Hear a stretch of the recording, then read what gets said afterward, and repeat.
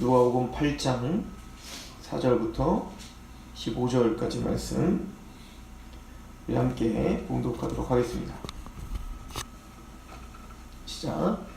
각 동네 사람들이 예수께로 나와 큰 무리를 이루니 예수께서 비유로 말씀하시되 씨를 뿌리는 자가 그 씨를 뿌리러 나가서 뿌릴새 더러는 길가에 떨어짐에 밟히며 공중의 새들이 먹어버렸고 더러는 바위 위에 떨어짐에 싹이 났다가 습기가 없으므로 말랐고 더러는 가시떨기 속에 떨어짐에 가시가 함께 자라서 기운을 막았고 더러는 좋은 땅에 떨어짐에 가서 100배의 열씨를 하였느니라. 이 말씀을 하시고 외치시되 들을 귀 있는 자는 들을지어다. 제자들이 이 비유의 뜻을 물으니 이르시되 하나님 나라의 비밀을 아는 것이 너희에게는 허락되었으나 다른 사람에게는 비유로 하나니 이는 그들로 보아도 보지 못하고 들어도 깨닫지 못하리라 함이라. 이 비유는 이러하니라. 씨는 하나님의 말씀이요 길가에 있다는 것은 말씀을 들은 자니 이에 마귀가 가서 그들의 믿어 구원을 얻지 못하게 하려고 말씀을 그 마음에서 빼앗는 것이요 바위 위에 있다는 것은 말씀을 들을 때 기쁨으로 받으나 뿌리가 없어 잠깐 믿다가 시련을 당할 때에 배반하는 자요 가시떨기에 떨어지는 것은 말씀을 들은 자이나 지내는 중 이생의 염려와 재물과 향락에 기운이 막혀 온전히 결실하지 못하는 자요 좋은 땅에 있다는 것은 착하고 좋은 마음으로 말씀을 듣고 지키어 인내로 결실하는 자니라. 아멘. 씨 뿌리는 자의 비유입니다. 예수님께서 하나님 나라를 비유로 말씀하시면서 우리가 너무나 잘 알고 있는 씨 뿌린 자의 비유를 합니다. 농부가 씨를 뿌리는데 그 씨가 4가지 땅에 떨어지게 되는 거예요. 첫 번째는 길가에 떨어지고 더러는 바위 위에 떨어지고 더러는 가시 그리고 마지막은 좋은 땅, 즉 옥토에 떨어졌다라고 하는 겁니다. 결론적으로는 좋은 땅에 떨어진 씨앗만이 좋은 열매를 결실을 맺었더라는 것이죠. 그래서 마태복음은 30배, 60배, 100배의 열매를 맺는 그 좋은 땅에 대한 이야기를 합니다. 제자들은 예수님에게 이 말씀이 무엇입니까? 라고 물어봤고 그 예수님께서 이 말씀을 해설해 주시죠. 그러니까 비유는 다른 데서 찾을 필요가 없어요. 이 비유 속에 이미 예수님께서 다 해설을 해 놓으셨죠. 첫 번째 길가라고 하는 것은 우리가 잘 아는 대로 복음은 들었는데 그러니까 씨앗은 복음인 겁니다. 좋은 말씀이에요. 바른 복음의 말씀이죠. 복음의 말씀을 들었는데 길가에 너무 이제 딱딱하고 이제 사람들이 왔다 갔다 하니까 딱딱해졌겠죠. 그런 길가에 떨어지니까 이게 심겨져 뿌리를 내려거나 그럴 수 없고 새들이 와서 딱 당연히 먹이로 먹겠죠. 그런 것처럼 바로 우리 마음판이 단단해져서 복음을 들어도 말씀을 들어도 전혀 감흥이 없는 거예요. 그리고 사탄이 와서 그것을 가져갔다 이렇게 표현을 하고 있는 겁니다. 그래서 사탄에 가로막혀서 복음이 들리지 않는 거죠. 그러니까 사도 바울이 말한 것처럼 이 세상 신이 믿지 아니하는 자들의 마음을 혼미하게 하여서 그리스도의 영광의 복음의 광채가 이루지 못하게 하는 거예요. 두 번째는 바위다. 바위에 떨어졌다는 것은 우리가 좀 유념해야 될 게 13절에 보면 들을 때 기쁨으로 받아요. 그러니까 복음을 듣고 말씀을 들을 때 감격이 있는 겁니다. 우리로 말하면 구원 확신이 있는 거예요. 맞습니다. 난 믿습니다. 나 영접했습니다. 라고 말하는 거예요. 그런데 기쁨이 있는데 뿌리가 없어요.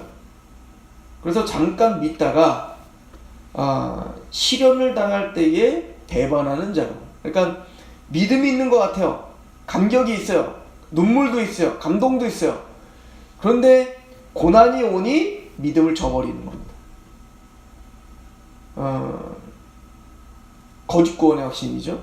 이거를 이제 뻘컵이라고 하는 이 조직 신학자는 물론 이제 뻘컵이 만든 이야기는 아니지만 개혁주의에서는 일시적인 믿음이다 라고 표현해요. 근데 일시적인 믿음이라는 건 그 순간만 감격이 있다는 얘기 아니에요. 이 일시적이라는 것은 영원하지 않다는 것 때문에 일시적인데, 그 일시적인 게 우리의 평생 갈 수도 있어요. 그러나 결론적으로는 영원한 믿음이 아닌 거예요. 그 믿음이 파손됐다라고 표현할 때 그런 표현을 쓰는 거죠. 자, 세 번째는 가시떨기에 떨어졌다는 것은 14절에 말씀을 들은 자이나 지내는 중에, 그러니까 바위와 비슷한 것 같아요. 말씀은 들었어요.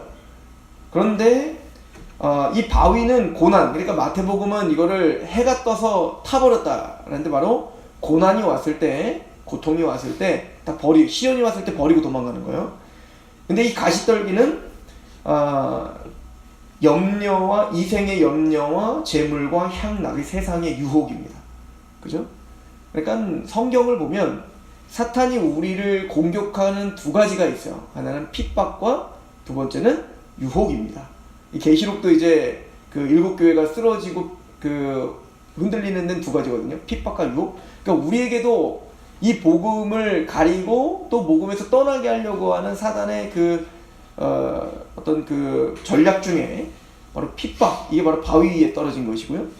그리고 유혹이죠. 이건 바로 가시 떨기에 떨어진 것입니다. 그래서 온전히 결실하지 못합니다. 그러면 좋은 땅은 뭐냐? 15절에 좋은 땅에 있다는 것은 착하고 좋은 마음으로 말씀을 듣는 거예요. 그러니까 그 말씀을 들을 때 그 말씀이 우리 마음에 막 믿어지고 또 그것이 우리에게 적용돼요. 그런데 그걸로 끝나는 게 아니라 인내로 결실을 하는 거예요. 그러니까 인내하죠. 그러니까 그 바위와 가시떨기와 연결해서 본다면 핍박이 와고 고통이 와도 믿음이 승리하게 해요. 또 재리의 유혹들, 물론 약간은 이제 우리도 유혹당하고 치우칠 수는 있어요. 그러나 그 재리의 유혹과 세상의 어떤 향락 가운데 시험에 들 수는 있지만 그 믿음으로 인내함으로 끝까지 그 완주하죠. 이것이 좋은 땅의 특징입니다. 자, 그럼 오늘은 이 말씀을, 이 누가복음이 전체적인 맥에서 이 말씀을 왜 하셨는가를 우리가 좀 상고해 볼 필요가 있어요.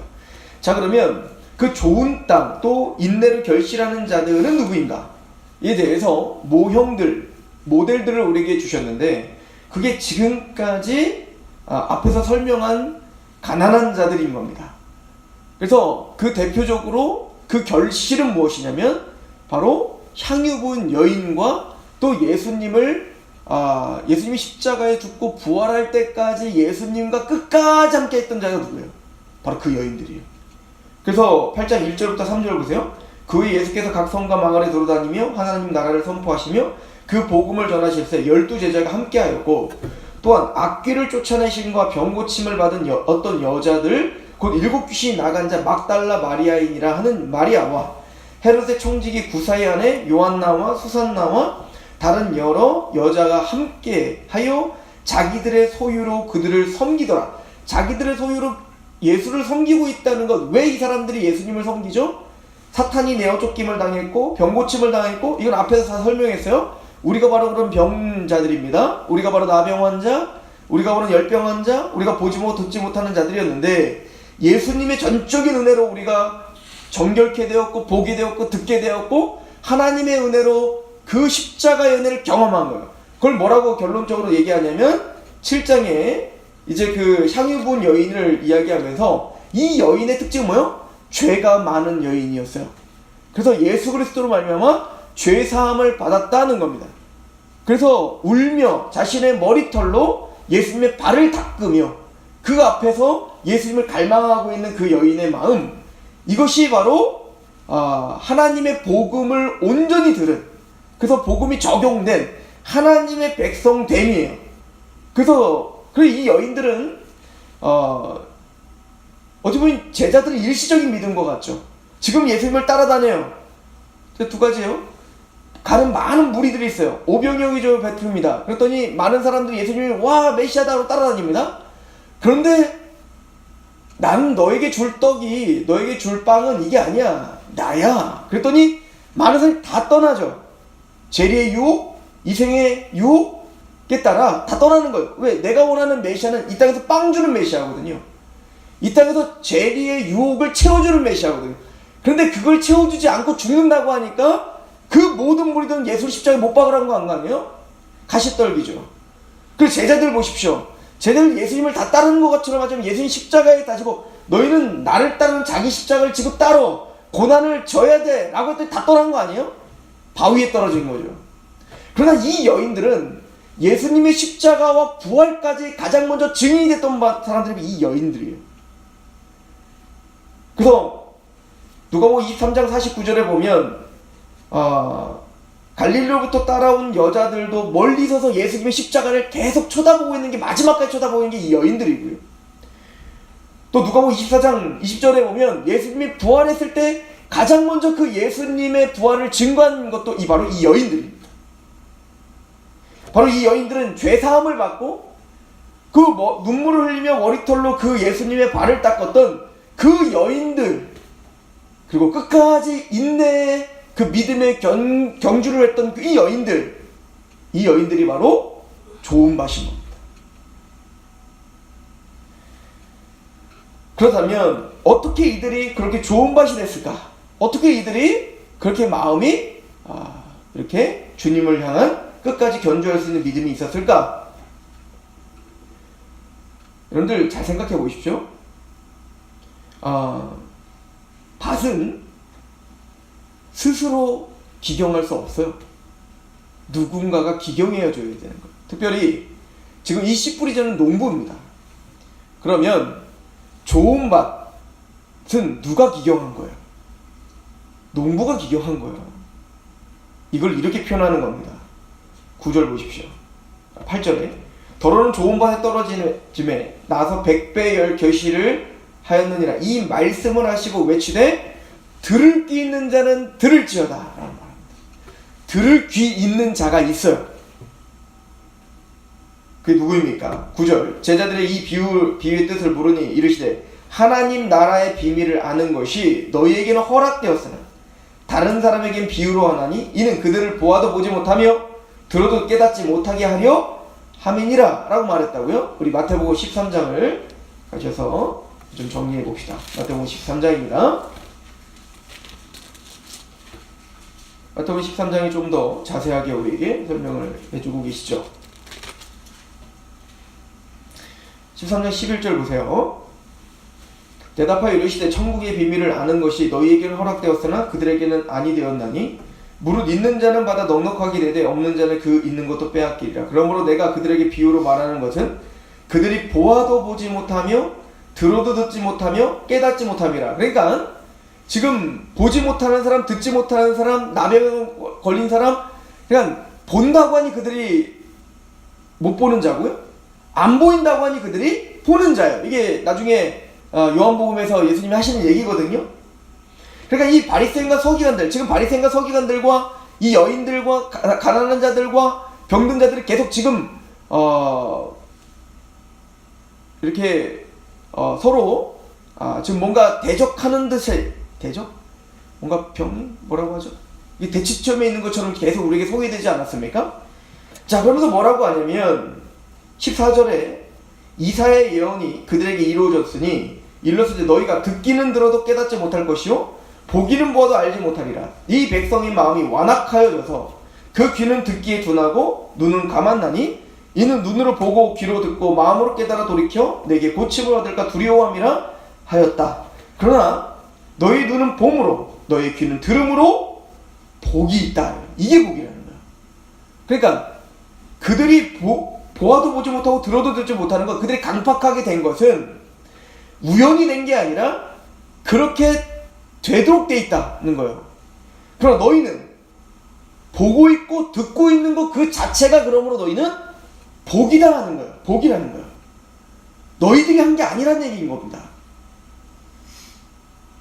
17절에 내가 진실로 너희에게 이르노니 많은 선지자의 의인이 너희가 보는 것을 보고자 해도 보지 못하였고 너희가 듣는 것을 듣고자 해도 듣지 못하였느냐. 그런즉 씨 뿌리는 자의 비유를 들으라. 아무나 천국 말씀을 듣고 깨닫지 못할 때는 악한 자가 와서 이렇게 가는 겁니다. 그러므로 우리가 지금 복음을 깨닫고 믿고 이 향유 부은 여인과 여자들이 수종을 드는 것은 그들 때문이 아니라 하나님이 복을 주셨기 때문인 거예요. 우리 11장을 한번 가보시죠. 마태복음 11장 25절 보세요. 그때 예수께서 대답하여 이르시되 천지의 주제이신 아버지여, 이것을 지혜롭고 슬기 있는 자들에게는 숨기시고 어린아이들에게는 나타내심을 감사하나이다. 그러니까 내가 뭔가 이루고 내가 뭔가 알고 내가 뭔가 했다, 교만하고 하나님 앞에 내가 뭔가를 하겠다라고 하는 사람들에게는 숨겨졌다 이거야. 그렇게 할 수 있는 게 아니라 하나님의 나라는, 그럼 누구에게 알려주느냐? 어린아이에게 알려주신 걸 감사하나이다. 난 아무것도 할 수 없습니다. 난 아무것도 할 수 없습니다. 오직 부모만 의지하는 어린아이와 같이 되지 않으면 천국을 결단코 올 수 없다. 그러니까 어린아이처럼 나는 알 수 없습니다. 나는 모릅니다. 나는 할 수 없습니다. 오직 예수만을 의지하는, 하나님을 의지하는 그 어린아이와 같은 자들에게만 알려줬다 이거야. 26절 올소이다. 이렇게 된 것이 누구의 뜻이다? 아버지의 뜻이나이다. 내가 아버지께서 모든 것을 내게 주셨으니 아버지 외에는 아들을 아는 자가 없고 아들과 또 아들의 소원대로 뭘 받은 자 외에는, 계시를 받은 자 외에는 아버지를 아는 자가 없나이다. 그러니까 이 말씀을 들을 끼는 자는 들을지어다. 들을 끼는 누가 주시는 거냐고요? 하나님이 주시는 겁니다. 하나님이 그들 마음을 기경시킨 거고, 하나님이 그들을 낮아지게 하신 거고, 하나님이 가난하게 하셨고, 하나님이 심령이 애통하는 마음을 주신 거라는 거예요. 하나님의 은혜다. 하나님이 우리에게 믿음을 주실 뿐 아니라 하나님은 30배, 60배, 100배의 열매를 맺게, 이거를 요한복음 15장은 뭐라고 표현합니까? 나는 포도나무고 너희는 가지다 이거예요. 내가 저 안에, 저가 내 안에, 가지가 나무에 붙어있지 않아 떨어져 있으면 밖에 버려져 불에 던져 사르느니라. 그러나 그 가지가 나무에 붙어있으면 많은 열매를 맺나니. 그 가지가 열매를 맺는 게 아니라 예수님이 맺게 하시는 거예요. 예수님이 우리를 붙들고 계시고, 예수님이 깨닫게 하시고, 알게 하시고, 감격하게 하시고, 머리털로 예수님의 발을 닦게 하시고, 눈물로 주님을 수종들게 하시고, 30배, 60배, 100배의 열매를 맺게 하시는 전적인 하나님의 은혜라는 겁니다. 착한 일을 시작하신 이가 예수 그리스도의 날까지 이루실 줄 확신하노라. 주님이 우리를 견디게 하십니다. 주님이 우리를 인내하게 하십니다. 때로는 우리는 흔들릴 수 있습니다. 제자들이 십자가를 보고 도망갈 수 있습니다. 그러나 주님이 그 제자들을 또 찾아가십니다. 그리고 마침내 네가 지금까지는 네 마음대로 살았지만 이제는 남이 띠띠고 끌고 가는 대로 순교자로 살게 하십니다. 주님이 그렇게 우리를 붙들어 주십니다. 그 얘기인 거예요. 이 말씀이 들리십니까? 이 말씀이 감격이 되십니까? 주님께서 우리에게 들을 길을 주십니다. 그리고 오늘 살게 하실 것입니다. 기도하겠습니다. 하나님 아버지, 너무나 감사합니다. 우리가 주님의 말씀을 듣습니다. 이 말씀을 듣고 감격이 되고 나의 말씀이라 적용이 되며 넘어지고 쓰러지지만 또 이 말씀으로 우리를 이렇게 세우시는 그 하나님의 견디게 하시고 인내케 하시는 은혜가 우리를 붙들고 있습니다. 그래서 오늘 소망이 있고, 그래서 오늘 또 주님의 뜻 가운데 살고자 몸부림칩니다. 30배, 60배, 100배의 열매를, 견실한 열매를 맺을 수 있도록 우리를 도우시옵소서. 예수 그리스도의 이름으로 감사하며 기도합니다.